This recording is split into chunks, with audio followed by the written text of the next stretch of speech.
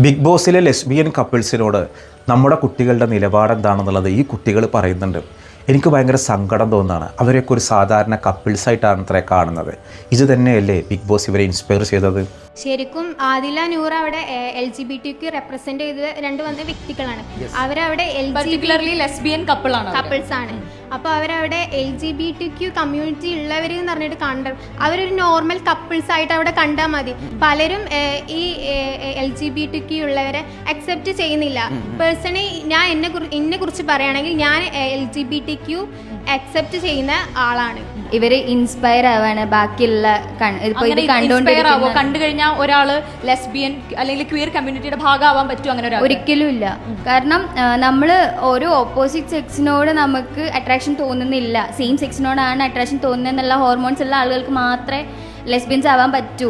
അല്ലാത്ത ആൾക്കാർ ഇത് കണ്ട് ഇൻസ്പയർ ആയിട്ട് ഒരു സിനിമയിലൊക്കെ വയലൻസ് കണ്ടിട്ട് കുട്ടികൾ വയലൻസിലേക്ക് പോകുന്നു എന്ന് പറയുന്നത് പോലെ ക്വീർ കമ്മ്യൂണിറ്റിനെ കണ്ടിട്ട് മറ്റുള്ളവർ അല്ലെങ്കിൽ മറ്റുള്ള മനുഷ്യർ ആ കമ്മ്യൂണിറ്റിയിലേക്ക് പോകും എന്ന് പറയാൻ പറ്റുമോ? ഒരിക്കലും പറ്റില്ല. കാരണം നമ്മുടെ കുട്ടികൾ ലിബറൽ ആവാൻ വേണ്ടി മത്സരിക്കുകയാണ്.